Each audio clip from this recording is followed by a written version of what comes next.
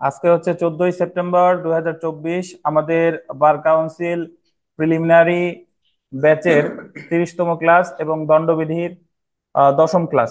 তো আজকে আমরা প্রথমে আলোচনা করব নিন্দনীয় নরহত্যা এবং খুন সম্পর্কে। গতদিন আমরা 298 ধারা পর্যন্ত পড়েছিলাম। আজকে আমরা নিন্দনীয় নরহত্যা এবং খুন। তো নিন্দনীয় নরহত্যা এবং খুন আমি একটা এডিশনাল পেজ দিছি, এখান থেকে আমরা পড়বো। এরপরে আইন পাঠের সাথে মিলাবো, সমস্যা নাই। তো এই পেজটা যদি কেউ পড়ে তাহলে সে নিন্দনীয় নরহত্যা বা খুন সম্পর্কে একটা সামগ্রিক ধারণা লাভ করবে এবং আশা করি বুঝতে পারবে ইনশাল্লাহ। তো দেখেন, প্রথমেই আমরা একটু পড়া শুরু করি যে নরহত্যা আসলে কি। নরহত্যা, নর শব্দের দুইটি অর্থ রয়েছে। একটি হলো পুরুষ এবং অন্যটি হলো মানুষ। মানে নর শব্দ একটা দুইটা অর্থ আছে, একটা হলো পুরুষ আর একটা হচ্ছে মানুষ।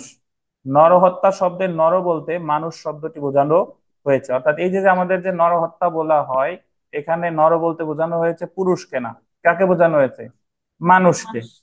একজন মানুষ যদি অন্য মানুষকে হত্যা করে তবে তাকে নরহত্যা বা হোমিসাইড বলে। একজন মানুষ যদি অন্য মানুষকে হত্যা করে, যে কোনো মানুষ, যে কোনো একজন মানুষ যদি আরেকজন মানুষকে হত্যা করে, তাহলে সেটাকে বলে প্রথমত নরহত্যা। এখন সেটা নিন্দনীয় নরহত্যা নাকি খুন সেটা হলো পরের বিষয়, বাট প্রথমত সেটা নরহত্যা হয়ে বসে আছে। এই যে যে যদি কাউকে ফাঁসিতে কার্যকর করে, ফাঁসির রায় কার্যকর করে, এটাও নরহত্যা। আবার এই যে যদি কেউ আন্দোলনে মারা যায়, গুলি করে মারা যায়, সড়ক দুর্ঘটনায় মারা যায়, এটাও এক প্রকারের কি, নরহত্যা। আচ্ছা, তাহলে যে কোনো জায়গায় মানুষ মারা গেলে প্রথমত সেটা হচ্ছে কি বলেন, নরহত্যা। এখন আমরা দেখি যে নরহত্যার প্রকারভেদ।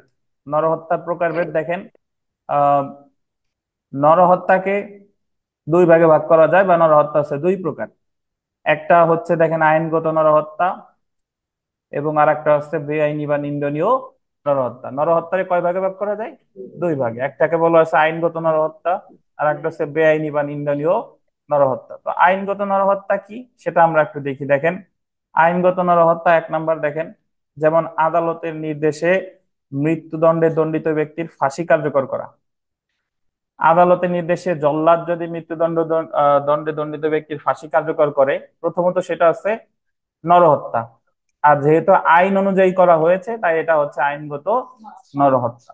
আবার আত্মরক্ষার অধিকার প্রয়োগ করে কোনো ব্যক্তির মৃত্যু ঘটানো, এটাও আপনার আইনগত নরহত্যা। মানে যে নরহত্যা করলে শাস্তির কোনো ব্যবস্থা নেই, সেটাকেই বলে কি, আইনগত নরহত্যা। আপনি এই যে যে আদালত যদি কাউকে ফাঁসির আদেশ দেয়, সেটা আইনগত নরহত্যা। আবার এই যে যে জেনারেল এক্সেপশন আমরা যা বলছি, সাধারণ ব্যতিক্রমে যত মানে দুর্ঘটনা ঘটে যত মারা যায়, এটা তো ওই ব্যক্তি অব্যাহতি পাচ্ছে সাধারণ ব্যতিক্রমে, তাহলে সেটাও কি নরহত্যা বলা চলে?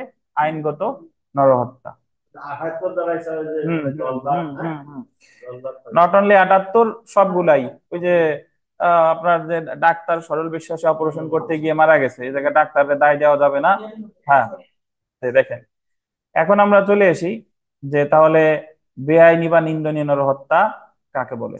সহজ বাংলায় বললে, যে আপনি যেটাকে আইন সমর্থন করে না, আপনি যদি বেআইনি ভাবে কাউকে হত্যা করেন যেটাকে আইন কি করে না, সমর্থন করে না, সেটাকেই বলে বেআইনি নরহত্যা বা নিন্দনীয় নরহত্যা।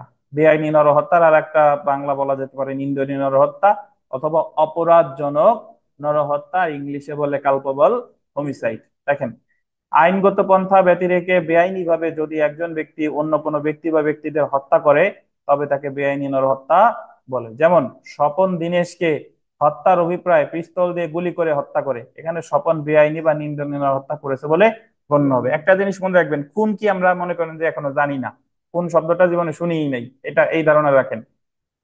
দণ্ডবিধি 1860-এর আন্ডারলাইন করবেন, 299 ধারায় নিন্দনীয় নরহত্যার সংজ্ঞা এবং 304 ধারায় নিন্দনীয় নরহত্যার শাস্তি সম্পর্কে আলোচনা করা হয়েছে। তাহলে নিন্দনীয় নরহত্যার সংজ্ঞা হচ্ছে কত ধারায়? 299 ধারায়। আর শাস্তি আলোচনা করছে কত ধারায়? 304 ধারায়। তাহলে এখানে একটা জিনিস বোঝা যাচ্ছে যে আইনগত নরহত্যা ছাড়া যত নরহত্যা আছে সবই কি, বেআইনি নরহত্যা বা নিন্দনীয় নরহত্যা। খুন কি ধরেন এটা আমরা এখনো কি জানি না। আচ্ছা, এখন আমাদের, তাহলে আমরা এতক্ষণ পর্যন্ত পড়ে কি বুঝলাম? যে নরহত্যা একজন ব্যক্তি আর একজন ব্যক্তির হত্যা করলেই সেটা হচ্ছে নরহত্যা। নরহত্যা আছে দুই প্রকার, একটা হলো আইনগত নরহত্যা, আর একটা হচ্ছে বেআইনি নরহত্যা। আইনগত নরহত্যা ওই যে জল্লাদ ফাঁসি কার্যকর করছে, এটা আইনগত নরহত্যা। আর বেআইনি নরহত্যা বলে আইনগত নরহত্যা ছাড়া যত হত্যা আছে সবগুলাই হচ্ছে আপনার বেআইনি বা নিন্দনীয় নরহত্যা। এখন আমরা চলে আসি আহ নিন্দনীয় নরহত্যার সংজ্ঞা। অ্যাকচুয়ালি মানে আমাদের 299 ধারায় কি বলছে দেখেন। নিন্দনীয় নরহত্যা বা অপরাধজনক নরহত্যা ইংলিশে বলে কি, কালপাবল হোমিসাইড, ধারা 299। তো এখানে দণ্ডবিধি 1860-এর 299 ধারা অনুসারে এখানে সংজ্ঞাটা আছে আমাদের। মানে এখানে যাই বলি না এখন, আমি একটু বুঝাই। 299 ধারায় বলছে যে যদি একজন ব্যক্তি আর একজন ব্যক্তির অভিপ্রায় নিয়ে হত্যা করে, বা এমন কোনো গুরুতর কাজ করে যার মাধ্যমে তার মৃত্যু ঘটে, বা এমন গুরুতর আঘাত করে যার মাধ্যমে তার মৃত্যু ঘটে, অথবা এমন কোনো কাজ করে যার মাধ্যমে তার মৃত্যু ঘটে, তাহলে সেই হত্যাকে বলে কি, নিন্দনীয় নরহত্যা। কি কি দেখেন, যে এমন মানে তার অভিপ্রায় ছিল হত্যা মৃত্যু ঘটানো, সেটাও নিন্দনীয় নরহত্যা। আবার এমন কোন গুরুতর আঘাত করছে যার ফলে তার মৃত্যু ঘটছে, সেটাও নিন্দনীয় নরহত্যা। গুরুতর আঘাত করে নাই বাট এমন একটা কাজ করছে যার ফলে তার মৃত্যু ঘটছে, সেটাও কি, নিন্দনীয় নরহত্যা। তাহলে বলেন যে নিন্দনীয় নরহত্যা কয়টি উপায় হতে পারে? তিনটি উপায়। বুঝতে পারছেন? একটু পরে এই জায়গায় দেখেন, যদি কোনো ব্যক্তি, শব্দই কই, আচ্ছা দেখেন, যদি কোনো ব্যক্তি মৃত্যু ঘটানোর অভিপ্রায় নিয়ে বা অভিপ্রায় ছাড়া এমন কোনো কাজ করে যার ফলে অপর কোনো ব্যক্তির মৃত্যু সংঘটিত হয়, তবে তাকে নিন্দনীয় নরহত্যা বা অপরাধজনক নরহত্যা বা কালপেবল হোমিসাইড বলে। অর্থাৎ একজন ব্যক্তি যদি বেআইনি ভাবে অপর কোনো ব্যক্তিকে হত্যা করে, তবে সর্বপ্রথম সেটি হচ্ছে নিন্দনীয় নরহত্যা বলে গণ্য হবে। তবে উক্ত নিন্দনীয় নরহত্যা খুন বলে বিবেচিত হতেও পারে, আবার কি, নাও পারে। খুন হবে কিনা সেটা হলো পরের বিষয়, বাট নিন্দনীয় নরহত্যা হয়েছে এটা কনফার্ম। কোন নিন্দনীয় নরহত্যা খুন বলে বিবেচিত হবে কি হবে না সেটা জানার জন্য 300 ধারা পড়তে হবে। তো এই জায়গায় একটু লিখে রাখেন যে 299 ধারায় তিনটি উপায় নিন্দনীয় নরহত্যা হতে পারে। তিনটি উপায়, 299 ধারায় তিনটি উপায়ে নিন্দনীয় নরহত্যা হতে পারে। কয়টি উপায় বলেন? পরীক্ষায় প্রশ্ন আসে যে নিন্দনীয় নরহত্যা কয়টি উপায় হতে পারে। তিনটি উপায়ে নিন্দনীয় নরহত্যা হতে পারে। আচ্ছা, তো এই তিনটি উপায় আসলে কি কি, এটা আমি আপনাদের অলরেডি ব্যাখ্যা করেছি। প্রথম উপায় হচ্ছে যে এমন কোন কাজ, মানে এমন কোন মৃত্যু ঘটানো অভিপ্রায় নিয়ে কোনো কাজ, এক। এমন গুরুতর আঘাত করছেন যার ফলে তার মৃত্যু হয়েছে, দুই। এমন কোন কাজ করছেন যার ফলে তার মৃত্যু হয়েছে, তিন। এই তিনটি উপায় নিন্দনীয় নরহত্যা হতে পারে। এবং নিন্দনীয় নরহত্যার সংজ্ঞা প্রদান করা হয়েছে কত ধারায় বলেন? 299 ধারায়। 299 ধারায়। খুন কি এখন পর্যন্ত ধরেন আমরা জানি না, তাহলে আমাদের আশেপাশে যত ঘটনা ঘটে, মারা যায়, সেটা দুইটা জিনিসের মধ্যে পড়ে। হয় সেটা হবে আইনগত নরহত্যা, অথবা কি, বেআইনি নরহত্যা বা নিন্দনীয় নরহত্যা। ধরেন জল্লাদ শাহজাহান যতগুলা ফাঁসি কার্যকর করছে সবগুলা কি নরহত্যা? আইনগত নরহত্যা। আর এই যে গতকাল গোপালগঞ্জের সংঘর্ষে একজন মারা গেছে, এটা কি, বেআইনি নর বা নিন্দনীয় নরহত্যা। এখন খুন হবে কি হবে না সেটা হলো পরের বিষয়, বাট নিন্দনীয় নরহত্যা হয়ে বসে আছে। এখন আমরা দেখব যে কোন কোন নিন্দনীয় নরহত্যা খুন বলে গণ্য হবে, আর কোন কোন নিন্দনীয় নরহত্যা খুন বলে গণ্য হবে না। দেখেন, খুনের ইংরেজি হচ্ছে মার্ডার বা 300 ধারা। 300 ধারার দুইটি ভাগ বা অংশ রয়েছে। প্রথম ভাগে আন্ডারলাইন করবেন 4টি অনুচ্ছেদ। তাহলে পরীক্ষায় যদি প্রশ্ন আসে, এটা গোল দিয়েন, 300 ধারার কয়টা ভাগ রয়েছে? তিনটি। কে, 300 ধারার দুইটি ভাগ রয়েছে। কয়টি ভাগ? দুইটি ভাগ। প্রথম ভাগে বর্ণিত গোল দিবেন, 4টি অনুচ্ছেদে বলা হয়েছে যে কখন নিন্দনীয় নরহত্যা খুন বলে গণ্য হবে, when culpable homicide is murder. আমার প্রশ্ন কিভাবে হতে পারে, প্রথমত প্রশ্ন আসবে যে 300 ধারায় কয়টা ভাগ রয়েছে? দুইটা। 300 ধারার কোন ভাগে বলা হয়েছে যে নিন্দনীয় নরহত্যা খুন বলে গণ্য হবে? কোন ভাগে? প্রথম ভাগে। অথবা বলবো যে 300 ধারার প্রথম ভাগে কয়টি অনুচ্ছেদ রয়েছে যেখানে বলা হয়েছে নিন্দনীয় নরহত্যা খুন বলে গণ্য হবে? কয়টি? 4টি অনুচ্ছেদ, জি। এবং দ্বিতীয় ভাগকে আন্ডারলাইন করেন, ব্যতিক্রম অংশ বলা হয়ে থাকে। 300 ধারার যে দ্বিতীয় ভাগ, এই দ্বিতীয় ভাগকে কি বলে? ব্যতিক্রম অংশ। এই দ্বিতীয় ভাগকে বলে হচ্ছে আপনার ব্যতিক্রম অংশ, যেখানে গোল দিবেন। 5টি ব্যতিক্রমে বলা হয়েছে, ওই জায়গায় ব্যতিক্রম আছে কয়টা? 5টা। 5টি ব্যতিক্রমে বলা হয়েছে যে কখন নিন্দনীয় নরহত্যা খুন বলে গণ্য হবে না। তাহলে আমার শুধু এই প্যারা থেকে কয়টা প্রশ্ন হতে পারে দেখেন, আমি বলি যে 300 ধারার কয়টা ভাগ আছে? 2টি ভাগ। কখন নিন্দনীয় নরহত্যা খুন বলে গণ্য হবে, এটা বলছে কোন ভাগে? প্রথম ভাগে। প্রথম ভাগে কয়টা অনুচ্ছেদ রয়েছে? 4টে। আর কখন নিন্দনীয় নরহত্যা খুন বলে গণ্য হবে না, এটা বলছে কোন ভাগে? দ্বিতীয় ভাগে। দ্বিতীয় ভাগের কি ভাগ বলে? ব্যতিক্রম অংশ। ওই জায়গায় কয়টা ব্যতিক্রম রয়েছে? 5টা ব্যতিক্রম রয়েছে। 5টা ব্যতিক্রমে বলা হয়েছে যে কখন নিন্দনীয় নরহত্যা খুন বলে গণ্য হবে না। ধন্যবাদ। তাহলে আমরা আহ প্রথমে চলে আসি 300 ধারার প্রথম ভাগ, যে যখন নিন্দনীয় নরহত্যা খুন বলে গণ্য হবে, when culpable homicide is murder. 300 ধারার প্রথম ভাগে 4টি অনুচ্ছেদ রয়েছে। অলরেডি আমি ব্যাখ্যা করেছি যে 300 ধারার প্রথম ভাগে 4টা অনুচ্ছেদ রয়েছে। আমরা দেখব প্রথম অনুচ্ছেদ। দেখেন, প্রথম অনুচ্ছেদ আন্ডারলাইন করেন, অভিপ্রায় বা ইন্টেনশন।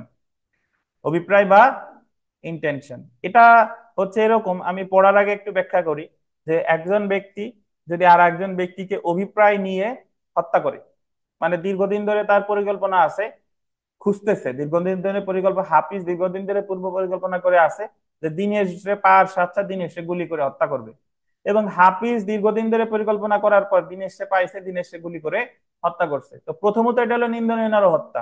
কারণ যে কোনো বেআইনি পন্থায় কোনো হত্যা করা হলেই সেটা হচ্ছে নিন্দনীয় নরহত্যা। আর যেহেতু এই নিন্দনীয় নরহত্যাটা অভিপ্রায় সহ করা হয়েছে, তাই নিন্দনীয় নরহত্যাটা পরবর্তীতে কিসে পরিণত হবে?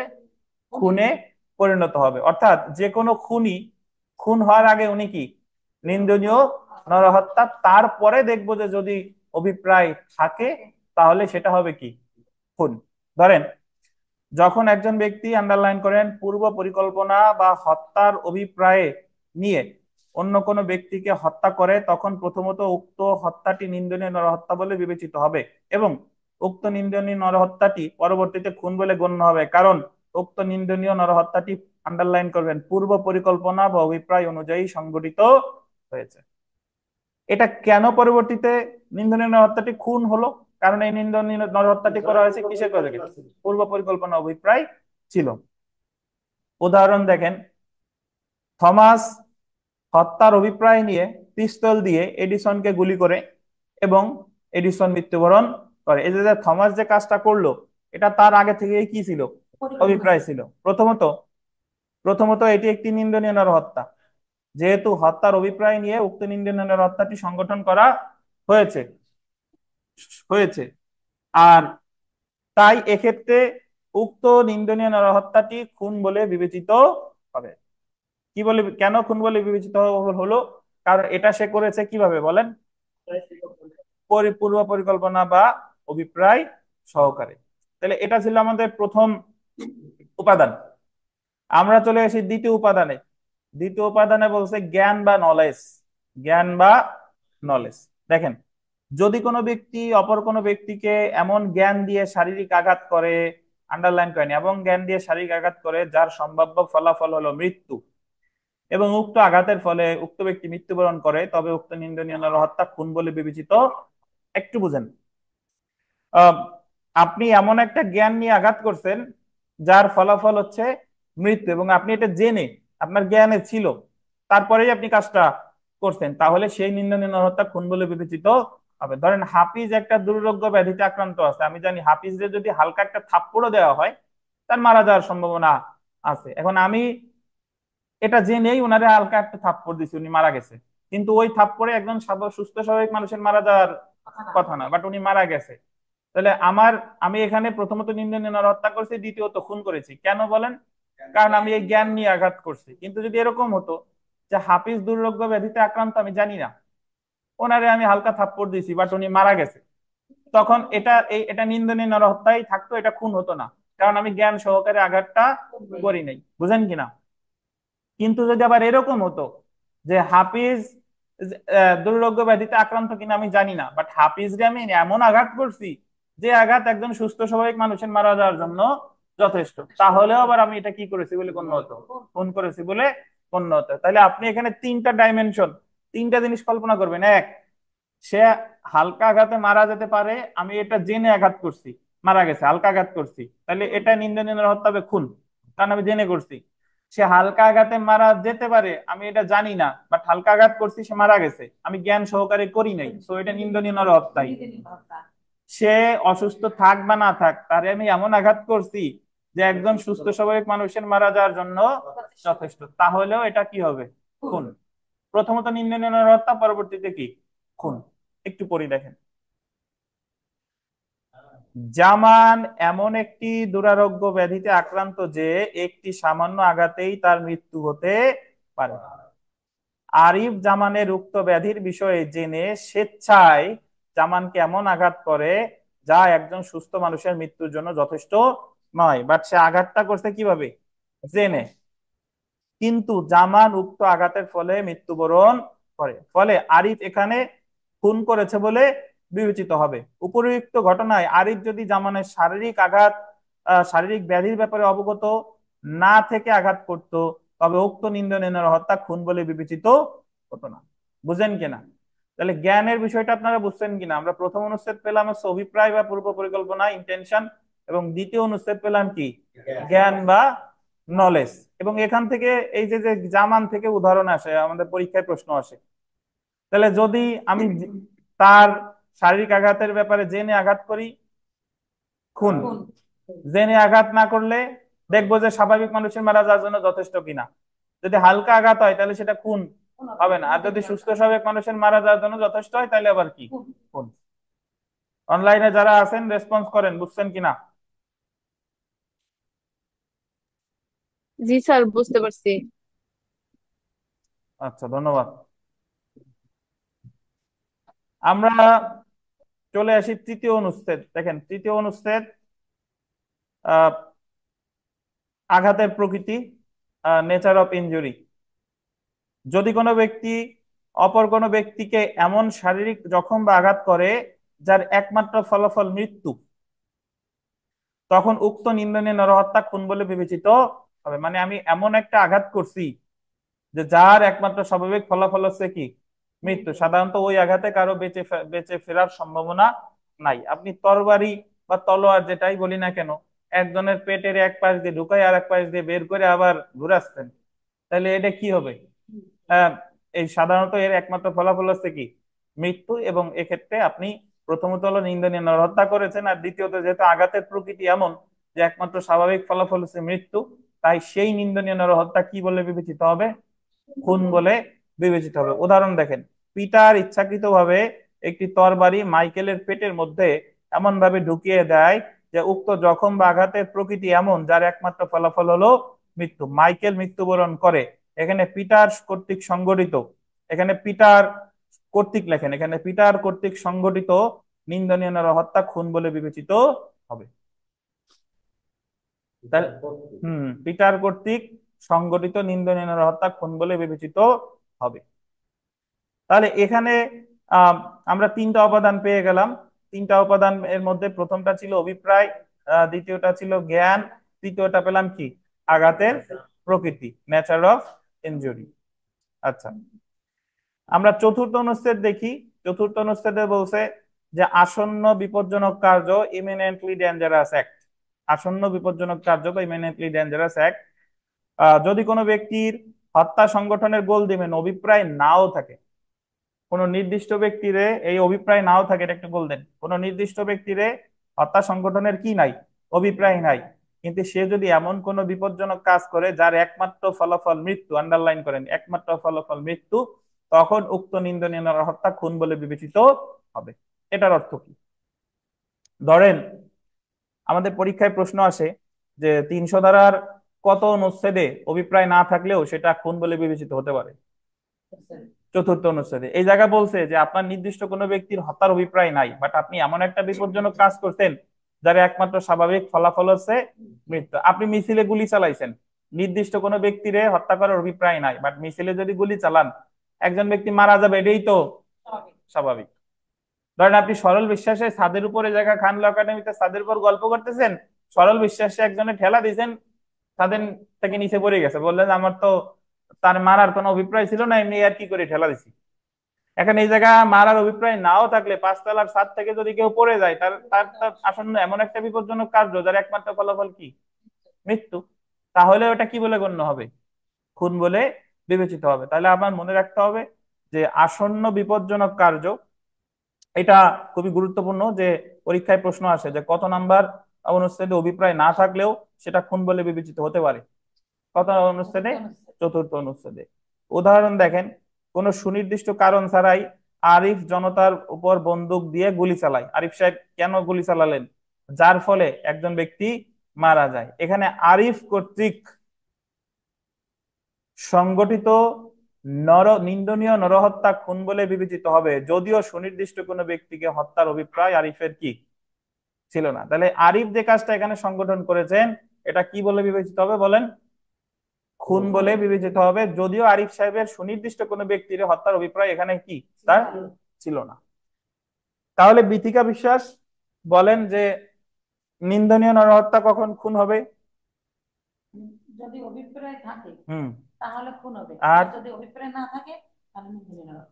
আর আর আর একটু একটা প্রথমে বলেন। আর আর হ্যাঁ, নলেজ থাকে, জ্ঞান থাকে, যে যে আমি জানি যে ওই লোকটা অসুস্থ। হুম। হুম।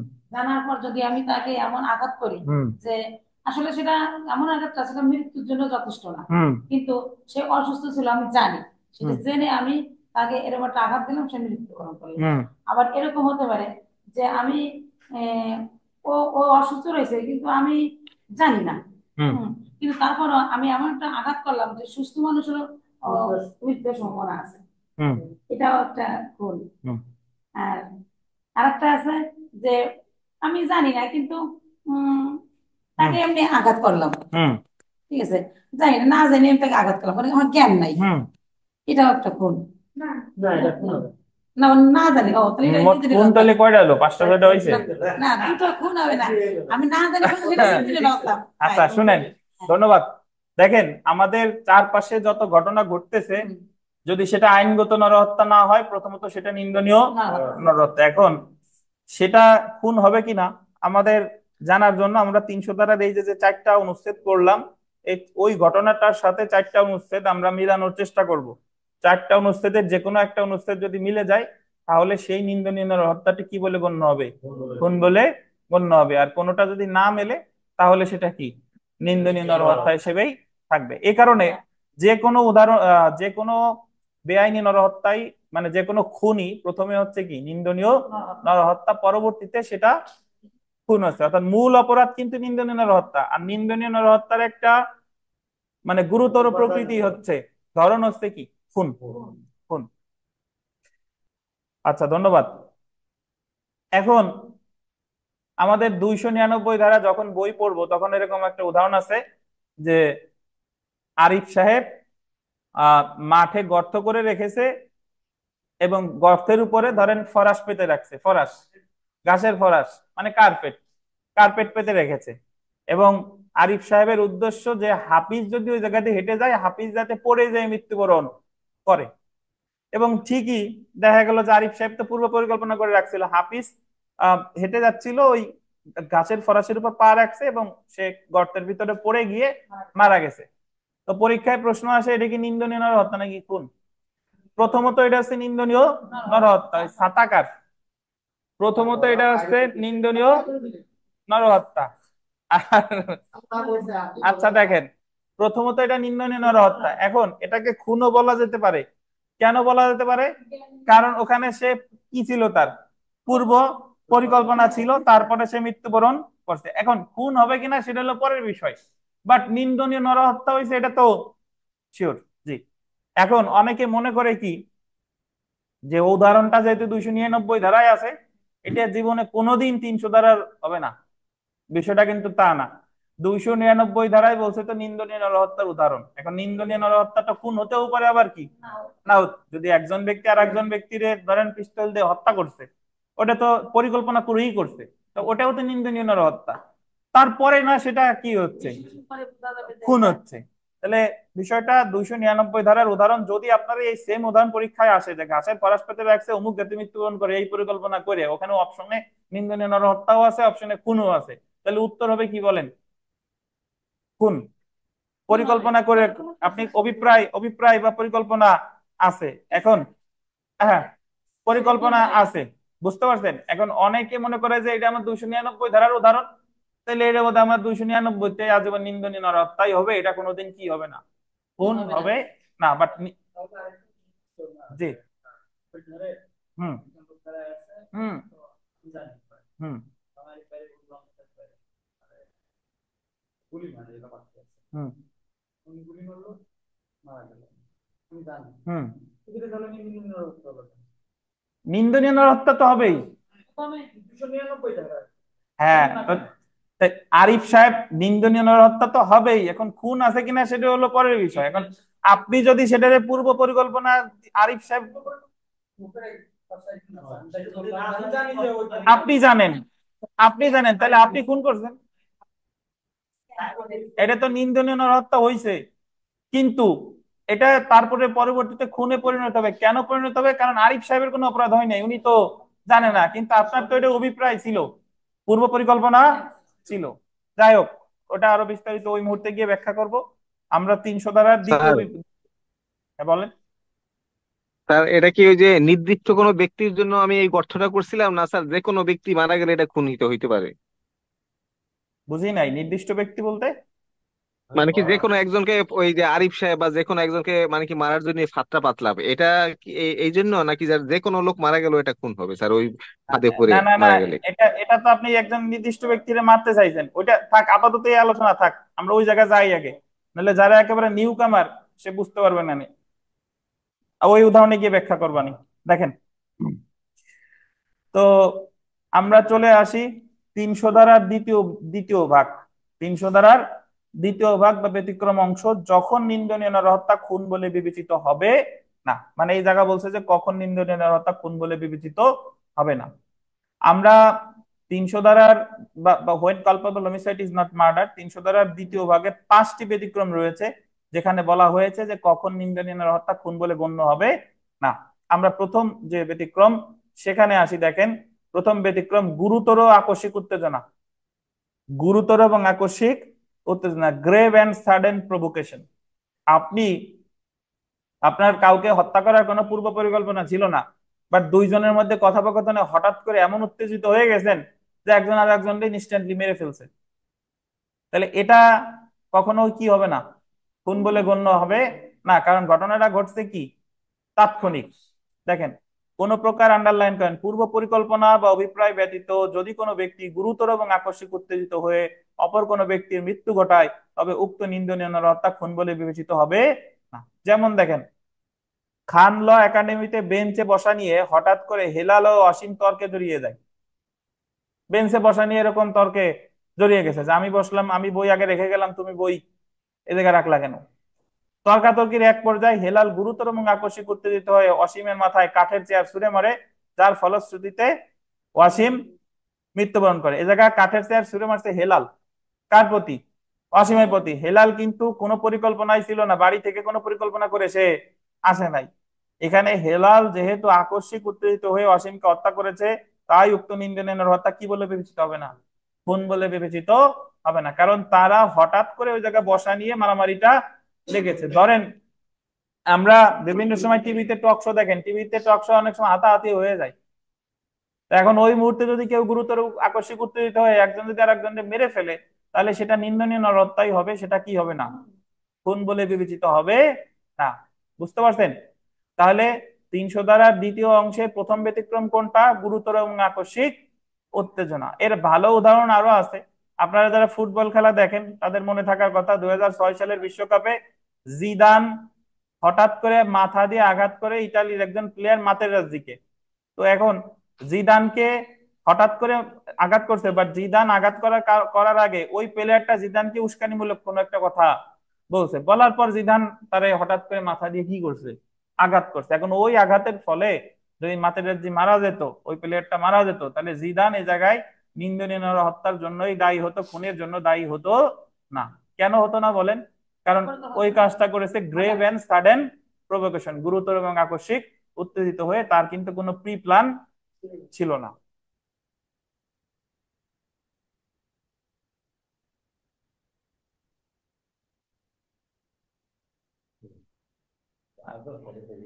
আচ্ছা, তবে দেখেন, তবে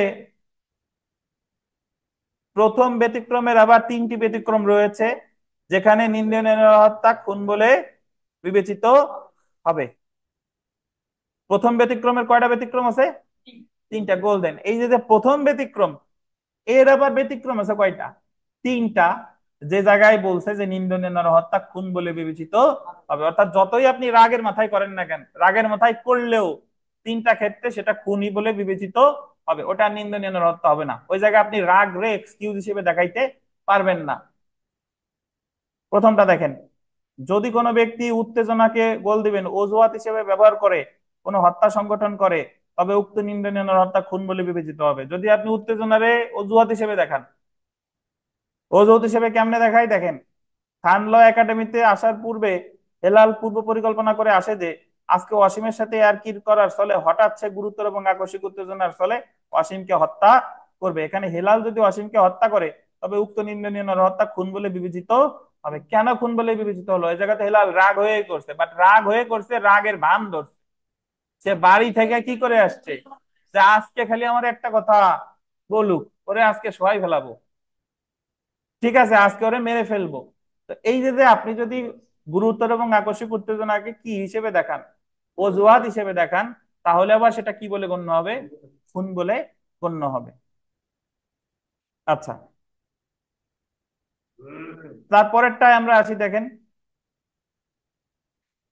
উত্তেজিত হয়ে, আন্ডারলাইন করেন, সরকারি কোনো কর্মকর্তাকে হত্যা করলে উক্ত নিন্দনীয় হত্যা খুন বলে বিবেচিত হবে।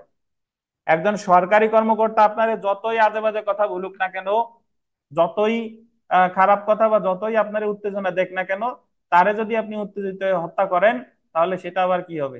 খুন বলে বিবেচিত হবে। ওই যে কাঠগড়ায় থেকে, কাঠগড়ায় সাক্ষী, ম্যাজিস্ট্রেট বলতেছে সাক্ষী আপনার একটা কথা আমি বিশ্বাস করি না। সাক্ষী তো নিজের আত্মসম্মানে বাঁচছে, যে কি আমি এত সত্য কথা বললাম আর আমারে বললো যে এত মানুষের সামনে বিশ্বাস করি না। সে ধরেন বানরের মতো লাফ দিয়ে উঠে বিচারকের গলায় কামড় দিয়ে মেরে ফেলছে। এখন এই জায়গা, যদিও সে সাক্ষী গুরুতর এবং আকস্মিক উত্তেজিত হয়ে কাজটা করছে, বাট এটা যেহেতু সে সরকারি কর্মকর্তারে হত্যা করছে, সো এটা কি হবে বলেন? কোন হবে। ধরেন একজন পুলিশ কাউকে গ্রেফতার করতে গেছে, গ্রেফতার করতে গিয়ে পুলিশ তার গালাগালি দিছে যে অমুকের বাচ্চা। এখন ওই লোক যদি উত্তেজিত হয় পুলিশে মারে, এটা কি হবে? খুন হবে। কেন খুন হবে? কারণ আপনি যতই উত্তেজিত হন না কেন, মারছেন কারে? সরকারি কর্মকর্তা। দেখেন, যেমন একজন সাক্ষীর জবানবন্দি গ্রহণ শেষে ম্যাজিস্ট্রেট সাক্ষীকে উদ্দেশ্য করে বলে যে তিনি সাক্ষীর একটি কথাও বিশ্বাস করেন না। সাক্ষী এই কথা শুনে আকস্মিক উত্তেজিত হয়ে ম্যাজিস্ট্রেটকে হত্যা করেন। এই ক্ষেত্রে উক্ত সাক্ষী কি খুন করেছে বলে গণ্য। তাহলে প্রথম ব্যতিক্রম ছিল গ্রেভ এন্ড সাডেন প্রভোকেশন, গুরুতর এবং আকস্মিক উত্তেজনার বশবর্তী হয়ে যদি আপনি কাউকে খুন হত্যা করেন, সেটা নিন্দনীয় নরহত্যাই হবে, সেটা কি হবে না? খুন হবে না। আর এটার আবার ব্যতিক্রম আছে কয়টা? তিনটা। যখন সেটা খুন বলে বিবেচিত হবে। এক নম্বরে ছিল যে আপনি যদি এটাকে অজুহাত হিসেবে ব্যবহার করেন, তাহলে কি হবে? খুন হবে। আর আপনি যদি এই গুরুতর এবং আকস্মিক উত্তেজিত হয়ে যদি কোনো সরকারি কর্মকর্তাকে হত্যা করেন, তাহলে সেটা কি হবে? খুন হবে। অনলাইনে যারা আছেন বুঝতেন কিনা? Online, online party. জি স্যার। আচ্ছা, ধন্যবাদ। কেউ না বুঝলে প্রশ্ন করতে হবে। দেখেন, তো 3 নাম্বার পয়েন্টটা নিয়ে একটু ঝামেলা বাঁধবেন। 3 নাম্বার ব্যতিক্রমটা, এটা একটু দেখেন, বৈধভাবে আত্মরক্ষার অধিকার প্রয়োগকালে কোনো উত্তেজনা দিয়ে থাকলে উক্ত উত্তেজনার বশবর্তী হয়ে হত্যা করলে তা খুন বলে গণ্য হবে। বৈধভাবে আত্মরক্ষার অধিকার অতিক্রম করে যদি কেউ কোনো উত্তেজনা দেয় এবং ওই উত্তেজনার বশবর্তী হয়ে যদি পাল্টা উত্তেজিত হয়ে একজন আরেকজনকে হত্যা করে, তাহলে সেটা খুন হবে, সেটাও খুন হবে। দেখেন কি, দেখেন এটা একটু আরিফ সাহেবরে দিয়েই দেখি। দেখেন, আরিফ ইব্রাহিমকে আঘাত করতে গেলে ইব্রাহিম নিজেকে রক্ষার জন্য আত্মরক্ষার অধিকার প্রয়োগ করে। আরিফ সাহেব আঘাত করতে গেছে কারে? ইব্রাহিম রে। প্রথম আঘাতটা কে করছে? আরিফ। এখন আত্মরক্ষার অধিকার প্রয়োগ করছে কে? ইব্রাহিম। এখন কারণ আমরা জানি যদি কেউ আঘাত করে, ওই আঘাত থেকে বাঁচার জন্য আত্মরক্ষার অধিকার সবার আছে। ধরেন আরিফ সাহেব আঘাত করতে ঘুষি দিতে গেছিল, ইব্রাহিম আত্মরক্ষার অধিকার প্রয়োগ করে ইব্রাহিম সাহেবও ওটা আরিফ সাহেবরে ঠেকাইছে অথবা পাল্টা ঘুষি দিছে, যাই হোক। এবং বলে যে, এবং সেই ইব্রাহিম আবার পাল্টা বলতেছে যে আপনি এটা দেখেন, যে আপনি বিশ্বাস বংশের ছেলে বলে আমাকে আঘাত করার অধিকার আপনার নাই। সে বলতেছে যে আপনি মানিকদার অমুক বংশের ছেলে বলে কি আমারে পাইয়ে কি আঘাত করবেন নাকি। এই কথা শুনে আরিফ উত্তেজিত হয়ে ইব্রাহিমকে হত্যা করে। এই কথা শুনে কি আরিফ সাহেব আবার আরো বেশি উত্তেজিত হয়ে ইব্রাহিমকে হত্যা করে। এখন এই যে যে ইব্রাহিম যে উত্তেজনাটা দিছে, এই উত্তেজনাটা দিছে কি অধিকার প্রয়োগ করে? আত্মরক্ষার অধিকার প্রয়োগ করলে, তার বৈধ আত্মরক্ষার অধিকার প্রয়োগ করলে যদি কোনো উত্তেজনা দিয়ে থাকে এবং সেই উত্তেজনার বশবর্তী হয়ে আরিফ সাহেব ইব্রাহিমকে হত্যা করছে, তাহলে এই হত্যাটা কি বলে বিবেচিত হবে? এই নিন্দনীয় হত্যাটা খুন বলে বিবেচিত হবে। অর্থাৎ বিষয়টা অনেকটা এরকম, ধরেন আপনি একজনকে আঘাত করছেন, সেও আপনার পাল্টা একটা আঘাত করছে, তখন আপনি পাল্টা রাগ হয়েছেন, কি আমি আঘাত করছি তুই থাকবি চুপ করে, উল্টা আমারে তুই আঘাত করছিস, এই যে আপনি রাগ হয়ে তারে মেরে ফেলছেন। তো এটা এটা এটা এটা এটা নিন্দনীয় নরহত্যাটা খুন বলে গণ্য হবে। কেন? কারণ সে যে আপনারা যে উত্তেজনাটা দিয়েছে, এটা হলো কখন? বৈধ আত্মরক্ষার অধিকার প্রয়োগকালে। বুঝেন কিনা? যদি এরকম হতো যে সে, আপনি কোনো কিছু করেন নাই, সেই প্রথমে উত্তেজনা দিছে, আপনি চুপচাপ বসে রয়েছেন, সে আপনার প্রথমে উত্তেজনা দিছে, ওই উত্তেজনার বশবর্তী হয়ে যদি তারা মেরে ফেলতেন, তাহলে আবার সেটা খুন হতো না, সেটা হতো কি? নিন্দনীয় নরহত্যা। কিন্তু প্রথম আঘাত করছেন আপনি, সে আত্মরক্ষার অধিকার প্রয়োগ করছে, আত্মরক্ষার অধিকার কেন প্রয়োগ করলো, কেন তার তোর এত বড় সাহস হলো, উল্টা আবার তারে আপনি মেরে ফেলছেন, মানে আপনি আঘাত করতেছেন দুইবার। বুঝেন কিনা? তাহলে এই যে যে বৈধ আত্মরক্ষার অধিকার প্রয়োগে যে আঘাতটা করলো, এটা কি বলে বিবেচিত হবে? খুন বলে বিবেচিত হবে। হ্যাঁ, হ্যাঁ, সেটা আসতেছে একটু পরে, সেটা সেটা আছে একটু পরে। জি, আরিফ সাহেব বুঝছেন কিনা?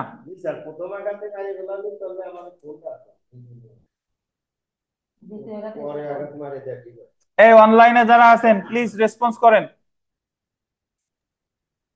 স্যার আমি তো বুঝতে পারতেছি না স্যার। জি স্যার, বুঝছি স্যার। কি স্যার আমার বলছেন? প্যাস লেগে গেছে, ভালো হইতো স্যার। জি স্যার, প্যাস লাগছে? বলবো স্যার। বলেন, কামরুজ্জামান সাহেব বলেন। যেমন আমি সিরাজ ভাইকে একটা বকা দিলাম হুম, কি বোকা? বা আঘাত করলাম, আঘাত করলাম স্যার, দিলাম একটা আঘাত ঘুষি। করো। এটা- জি, এই ঘুষিটা তো সে সিরাজ ভাই আত্মরক্ষার অধিকার প্রয়োগ করে ঘুষিটা ফিরাইলো। হ্যাঁ, বললাম তো শালার পুত, আমার ঘুষি তুই ফিরাইলি, তোরা শেষ করে দিলাম। হ্যাঁ, জি, এইটা খুন হয়ে যাবো স্যার একদম। এটা খুন হয়ে যাবে। এখন এই যে যে আপনি উত্তেজিত হলেন, এই উত্তেজনার ফলে আপনি এটা এই উত্তেজনার অজুহাত হিসেবে আপনি দেখাইতে পারবেন না, কারণ এই উত্তেজনাটা আপনি পাইছিলেন ওই যে আর একজন যে বৈধ আত্মরক্ষার অধিকারে উত্তেজনাটা দিয়েছিল। ও সিরাজ ভাই নাই, সিরাজ ভাই তো বকা দিছি, সরি সরি। সিরাজ ভাই আচ্ছা, ব্যাপারটা এত কমপ্লিকেটেড না, আপনি সহজে মানে একটু আমি আবার বলি শুনেন, যে 300 ধারার দ্বিতীয় ব্যতিক্রমে 300 ধারার দ্বিতীয় ভাগের প্রথম ব্যতিক্রমে বলছে যে আপনি যদি গুরুতর এবং আকস্মিক উত্তেজিত হয়ে কাউরে হত্যা করেন, তাহলে সেটা নিন্দনীয় হত্যাটা খুন বলে বিবেচিত হবে না, এটুক বুঝেন। কিন্তু আবার তিনটা ব্যতিক্রম আছে, এই এই ব্যতিক্রমে তিনটা ব্যতিক্রম আছে, যে জায়গা বলছে যে যতই আপনি রাগ হন, আপনি ওই কাজটা করলে খুন হিসেবে বিবেচিত হবে। তা প্রথম যে ব্যতিক্রম সেটা হলো যদি আপনি রাগ রে অজুহাত হিসেবে দেখান, যে আগে থেকে বাড়ি থেকে পরিকল্পনা করে আসছেন যে আমারে আজকে যে হালকা একটু আর কি করবে, আমি রাগ হয়ে তারে শেষ করে ফেলবো, তাহলে এটা কিন্তু খুন হবে। দ্বিতীয় যেটা সেটা হলো আপনি যদি সরকারি কর্মকর্তার সাথে রাগ হয়ে কোনো লাভ নাই, সরকারি কর্মকর্তারা যদি আপনি রাগ হয়ে মেরে ফেলেন, তাহলে ওটা কি হবে? খুন হবে। এবং থার্ড যেটা, সেটা হলো যে আপনারে উত্তেজনাটা দিছে এমন কোন ব্যক্তি, যে ব্যক্তিটা উত্তেজনাটা দিছে সে তার আত্মরক্ষার অধিকার প্রয়োগকালে। কারণ আত্মরক্ষার অধিকার প্রয়োগকালে মানে কি? মানে আপনি তারে প্রথম খুসাটা আপনি দিছেন, পরে আপনার খুসা সে ঠেকাইয়া সে আবার আপনার পাল্টা খুসা দিছে, পাল্টা খুসা আবার আপনি রাগ হয়েছেন যে কি আমার এত বড় কথা বললা তুমি, তোমারে আমি রাগ হয়ে মেরে ফেললাম, তাহলে এটা খুনি হবে। এটা কি হবে বলেন? খুনি হবে। কিন্তু যদি এরকম হইতো যে আপনি তারে কোনো খোঁচাই দেন নাই, মানে তারে আপনি কোনো কিছু করেন নাই, সেই আপনার প্রথমবার উত্তেজিত করছে এবং তারে আপনি মেরে ফেলছেন রাগ হয়ে, তাহলে আবার এটা খুন হতো না, সেটা হতো কি? নিন্দনীয় নরহত্যা। আচ্ছা, আমরা দ্বিতীয় ব্যতিক্রমটা একটু দেখব। দ্বিতীয় ব্যতিক্রম, 300 ধারার যে দ্বিতীয় ব্যতিক্রম, এটা একটু দেখে দেখেন যে কোন ব্যক্তি, আন্ডারলাইন করেন, বৈধ আত্মরক্ষার অধিকার অতিক্রম করে গোল দিবেন সরল বিশ্বাসে অপর কোন ব্যক্তির মৃত্যু ঘটালে উক্ত নিন্দনীয় নরহত্যা খুন বলে বিবেচিত হবে না। এটার অর্থ কি? বৈধ আত্মরক্ষার অধিকার অতিক্রম করে মানে হচ্ছে যে যখন কোনো ব্যক্তি আত্মরক্ষার অধিকার অতিক্রম করে কারোর মৃত্যু ঘটায়। কেমনে? আমরা জানি, আমার যদি কেউ একটা ঘুষি দেয়, আমার আত্মরক্ষার অধিকার প্রয়োগ করে ক্ষমতা আছে তার একটা পাল্টা ঘুষি দেওয়া, কিন্তু তারে যে পিস্তল দিয়ে গুলি করে মেরে ফেলবো বা বাঁশ দিয়ে মাথায় বাড়িতে মেরে ফেলবো, এই অধিকারে আমি যদি খাটাই তাহলে সেটা কিন্তু অপরাধ হবে, সাধারণ ব্যতিক্রমের আওতায় আমি পড়বো না। তো এরকম ধরেন, আগের উদাহরণে প্রথম আঘাত করছিল আরিফ সাহেব, পরে আত্মরক্ষার অধিকার প্রয়োগ করছিল কে? ইব্রাহিম। ইব্রাহিম আত্মরক্ষার অধিকার প্রয়োগ করে আরিফ এমন একটা কথা বলছে, আরিফ পাল্টা রাগ হয়ে ইব্রাহিম রে কি মেরে ফেলছে, তাহলে এই জায়গা আরিফ সাহেব খুন করেছে বলে গণ্য হবে। আর এখন এখন যেটা, এখানে প্রথম আঘাত করছে আরিফ, আর ইব্রাহিম সরল বিশ্বাসে আত্মরক্ষার অধিকার প্রয়োগ করে আরিফ সাহেব এমন আঘাত করছে যে আরিফ সাহেব মারা গেছে। বাট আরিফ সাহেব প্রথম যে আঘাত করছিল আর ইব্রাহিম যে আত্মরক্ষার অধিকার অতিক্রম করে যে আঘাতটা করলো, এই জায়গায় ইব্রাহিম করছে সরল বিশ্বাসে। তো আগের ঘটনায় মারা গেছে, আগের ঘটনায় আরিফ আঘাত করছিল দুইবার, প্রথমবার আঘাত করছে, ইব্রাহিম ঠেকাইছে। ইব্রাহিম কেন ঠেকালো? আরিফ সাহেব রাগ হয়ে ইব্রাহিম মেরে ফেলছে, এটা হয়েছিল খুন। আর এবার আরিফ সাহেব আঘাত করছে, ইব্রাহিম আরিফ সাহেব রে আত্মরক্ষার অধিকার প্রয়োগ করে এমন আঘাত করছে, মারা গেছে আরিফ সাহেব। এবার হলো 1-1। তাহলে ইব্রাহিম এই জায়গা কি করছে? নিন্দনীয় নরহত্যা বলে করেছে বলে কি গণ্য হবে। কিন্তু যদি এরকম হতো যে আরিফ সাহেব যতটুকু আঘাত করছে ইব্রাহিমও ততটুকু আঘাত করছে, তাহলে কোনো অপরাধ কিন্তু ইব্রাহিমের হতো না। কিন্তু ইব্রাহিম সরল বিশ্বাসে সে তার অধিকার অতিক্রম করে আরিফ সাহেবের এমন আঘাত করছে, আরিফ সাহেব মারা গেছে, তাহলে এই জায়গায় ইব্রাহিম করেছে নিন্দনীয় নরহত্যা। একটু পড়ে দেখেন, দেখেন যেমন সরল বিশ্বাস খুব খুব বড় জিনিস। দেখেন দেখেন দেখেন যেমন আরিফ ইব্রাহিমকে একটি ঘুষি দিতে গেলে ইব্রাহিম, দেখেন আরিফ ইব্রাহিমকে একটি ঘুষি দিতে গেলে ইব্রাহিম বৈধ আত্মরক্ষার অধিকার প্রয়োগ করে সরল বিশ্বাসে আরিফের মাথায় বাঁশ দিয়ে আঘাত করে এবং আরিফ মৃত্যুবরণ করে। সাধারণত আঘাত যতটুকু আত্মরক্ষার অধিকার প্রয়োগ করলে প্রতিঘাত ততটুকু হবে। যেহেতু ইব্রাহিম আত্মরক্ষার অধিকার অতিক্রম করে সরল বিশ্বাসে আঘাত করেছে, তাই উক্ত নিন্দনীয় হত্যা খুন বলে বিবেচিত হবে না। এখন আমরা অধিকাংশ মানুষ এই দ্বিতীয় ব্যতিক্রমের সাথে প্রথম ব্যতিক্রমের তৃতীয় ব্যতিক্রমটা গুলাই ফেলি। প্রথম ব্যতিক্রমের যে তৃতীয় ব্যতিক্রম, সেই জায়গা একজন ব্যক্তি আঘাত করে দুইবার, আর এই যে এই জায়গা যে দ্বিতীয় ব্যতিক্রম, এই জায়গায় আঘাত হয় কত? একবার। এক এক। জি, এই বুঝেন কিনা অনলাইন? জি স্যার, ক্লিয়ার স্যার। স্যার জি স্যার। সরল বিশ্বাস, ধরেন আপনি আপনি এক্সপেক্ট করতেছেন না যে এ আমারে ঘুষি দিতে পারে,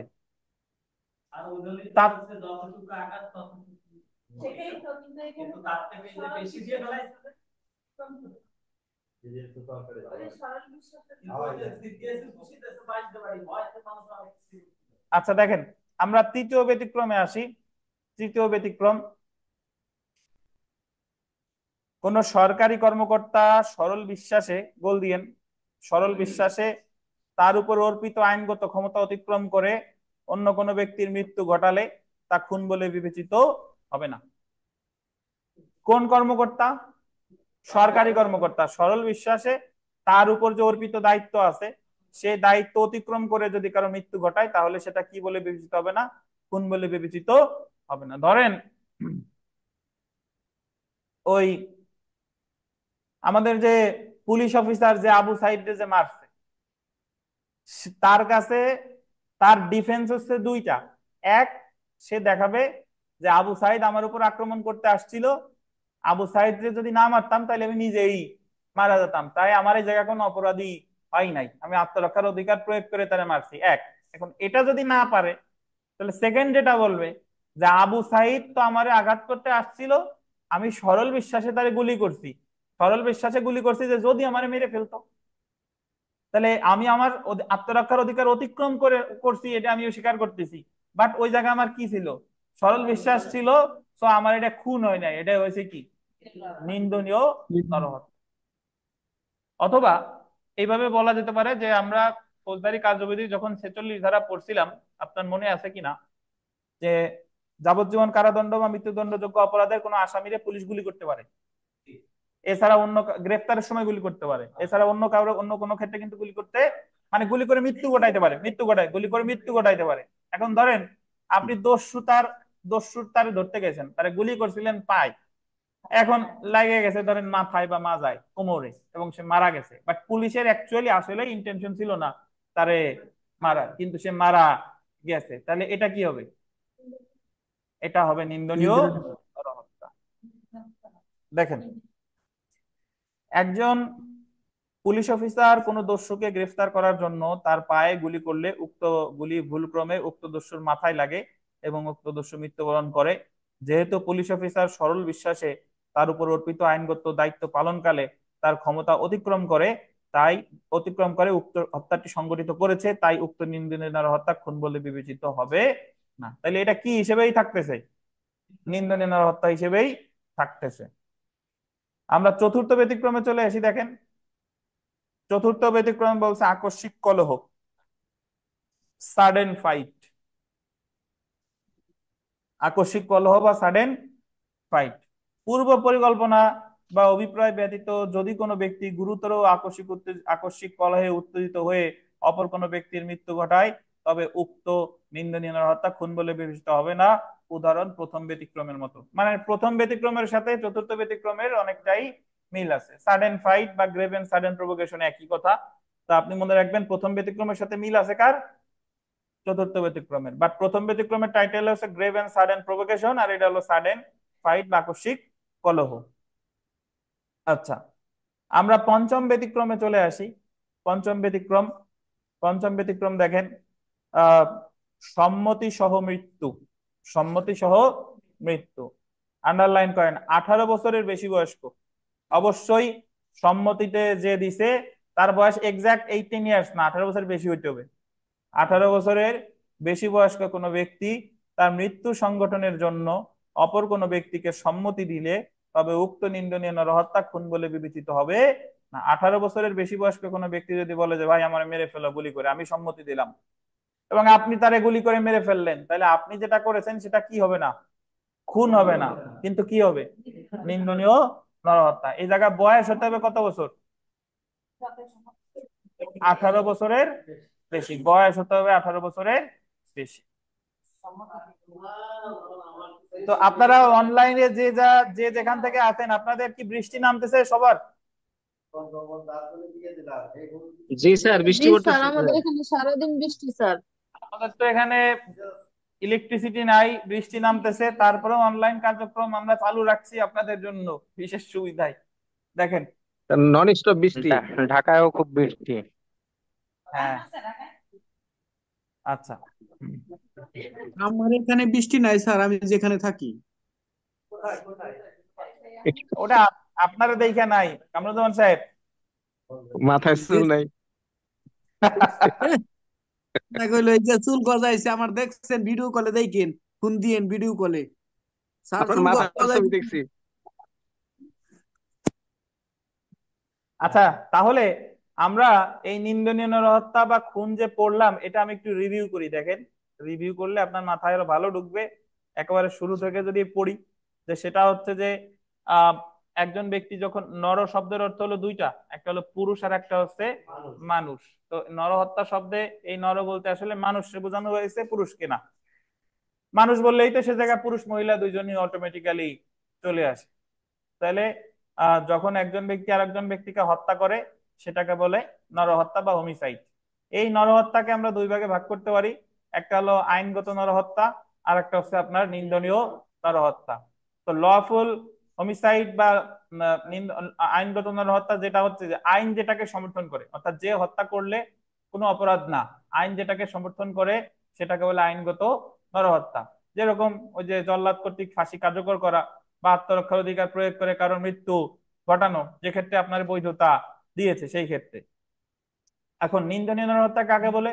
নিন্দনীয় নরহত্যা হচ্ছে যে যখন একজন ব্যক্তি আরেকজন ব্যক্তিকে আইনগত পন্থা ব্যতি রেখে হত্যা করে, তখন সেটাই হচ্ছে নিন্দনীয় নরহত্যা। খুন হবে কিনা সেটা পরের ব্যাপার, বাট নিন্দনীয় নরহত্যা হবে, এটা কনফার্ম।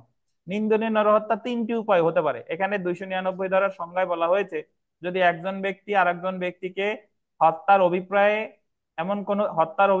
হত্যার অভিপ্রায়ে তাকে হত্যা করে, অথবা এমন কোন গুরুতর জখম করে যার ফলে তার মৃত্যু ঘটে, অথবা এমন কোন কাজ করে যার ফলে তার মৃত্যু ঘটে, তখন এই তিনটি উপায়ে মৃত্যু ঘটালেই সেটা হচ্ছে নিন্দনীয় নরহত্যা 299 ধারায়। এখন আসেন যে নিন্দনীয় নরহত্যা কখন খুন হবে আর কখন খুন হবে না। নিন্দনীয় নরহত্যা কখন খুন হবে এবং কখন খুন হবে না এটা ব্যাখ্যা করা হয়েছে 300 ধারায়। 300 ধারায় দুইটি ভাগ রয়েছে। দুইটি ভাগে প্রথম ভাগে বলা হয়েছে when culpable homicide is murder, অর্থাৎ কখন নিন্দনীয় নরহত্যা খুন বলে গণ্য হবে, 4টা অনুচ্ছেদ রয়েছে। এবং 300 ধারার যে দ্বিতীয় ভাগ, যেটাকে বলছে ব্যতিক্রম অংশ, সেখানে 5টা ব্যতিক্রম রয়েছে, যেখানে বলা হয়েছে when culpable homicide is not murder, কখন নিন্দনীয় নরহত্যা খুন বলে বিবেচিত হবে না। তাহলে আমরা 300 ধারার প্রথম ভাগের যে প্রথম অনুচ্ছেদ যেটা, সেটা হচ্ছে আপনার অভিপ্রায় বা পূর্ব পরিকল্পনা। যদি একজন ব্যক্তি আরেকজন ব্যক্তিকে অভিপ্রায় বা পূর্ব পরিকল্পনা অনুযায়ী হত্যা করে, প্রথমত সেটা হচ্ছে নিন্দনীয় নরহত্যা। যেহেতু কাজটা পূর্ব পরিকল্পনা অনুযায়ী করা হয়েছে, তখন সেই নিন্দনীয় নরহত্যাটা কি বলে বিবেচিত হবে? খুন বলে বিবেচিত হবে। দ্বিতীয় যেটা, সেটা হচ্ছে জ্ঞান বা নলেজ। আপনি যদি এমন কোনো নিন্দনীয় নরহত্যা করেন জ্ঞান সহকারে, যে আপনি জানেন যে এই মৃত্যুটা ঘটতে পারে, তখন সেই নিন্দনীয় নরহত্যাটা খুন বলে বিবেচিত হবে। একজন ব্যক্তি শারীরিক এমন কোনো ব্যাধিতে ভুগতেছে, আপনি জানেন যে তাকে হালকা আঘাত করলেই তার মৃত্যু ঘটতে পারে, আপনি তাকে হালকা আঘাত করেছেন, সেই ব্যক্তি মারা গিয়েছে, তাহলে এক্ষেত্রেও সেটা প্রথমত নিন্দনীয় নরহত্যা, দ্বিতীয়ত সেটা কি বলে গণ্য হবে? খুন বলে গণ্য হবে। 3 নাম্বার যে অনুচ্ছেদ, সেটা হলো আঘাতের প্রকৃতি বা নেচার অফ ইনজুরি, যেখানে বলা হয়েছে যে আপনি এমন আঘাত করেছেন যার একমাত্র স্বাভাবিক ফলাফলই হচ্ছে মৃত্যু, তাহলেও সেটা নিন্দনীয় নরহত্যা খুন বলে বিবেচিত হবে। আপনি তরবারি দিয়ে একজনের পেটের মধ্যে ঢুকাই দিচ্ছেন, তাহলে এটা কি হবে? নিন্দনীয় নরহত্যা খুন বলে বিবেচিত হবে। 4 নাম্বারে বলছে এমিনেন্টলি ডেঞ্জারাস অ্যাক্ট, আসন্ন বিপজ্জনক কার্য। এই 4 নাম্বার অনুচ্ছেদে আপনার কোনো অভিপ্রায় থাকার দরকার নাই, বাট আপনি এমন একটা বিপজ্জনক কার্য করছেন যার একমাত্র স্বাভাবিক ফলাফল হচ্ছে মৃত্যু, তাহলেও সেটা কি বলে বিবেচিত হবে? খুন। খুন বলে বিবেচিত হবে। জনতার উপর আপনি গুলি চালাইছেন, কিন্তু নির্দিষ্ট কোনো জনতাকে হত্যা করার অভিপ্রায় আপনার নাই, তবুও এটা কি হবে?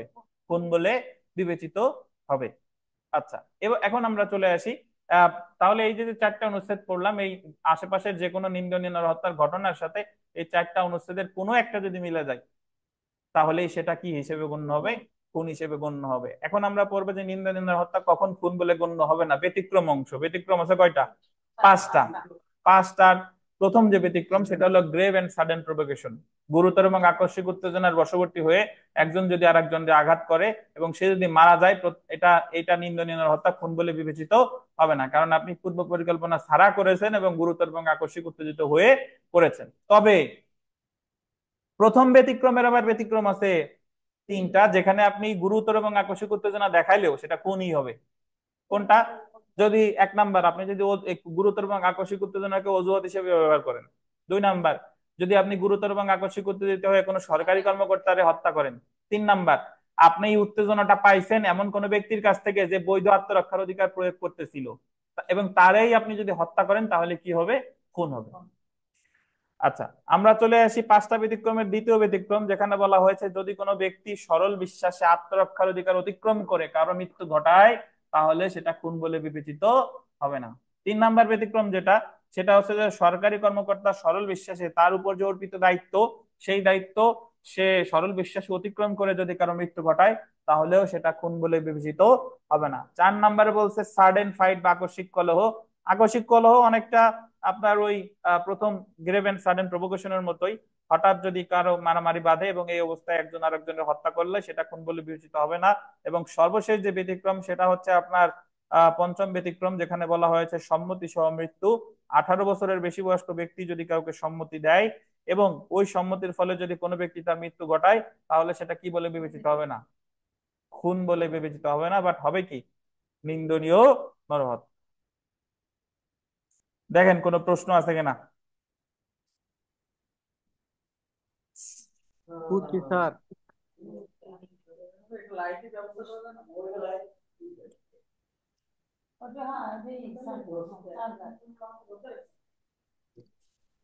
লাইটের আসলে এখন যেহেতু আমাদের লোডশেডিং এর এমন অবস্থা হয়েছে, আমাদের লাইট দুইটা চার্জার লাইট কেনার ব্যবস্থা করতে হবে।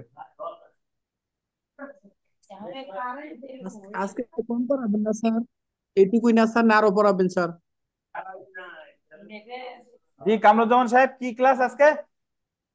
মানে এইটুকুই কি শেষ না স্যার? আজকে আজকে তো লোডশেডিং স্যার, আবহাওয়া খারাপ, তো কম পড়ি আজকে স্যার আমরা। স্যার আজকে এতটুকুই থাক স্যার। একটু জি স্যার, এই যে আমার সাথে একমত সবাই স্যার। একমত তো থাকাবেন, আমাদের এই জি জায়গাও স্যার, তো এমনিও উপায় পাওয়া পড়াগুলো যাচ্ছে না, শেষ। অন্ধকার হয়ে গেছে, অন্ধকারাচ্ছন্ন। জি স্যার, জি স্যার। মাথায় চুল না থাকলে কি হবো স্যার, আমার বুদ্ধি আছে স্যার।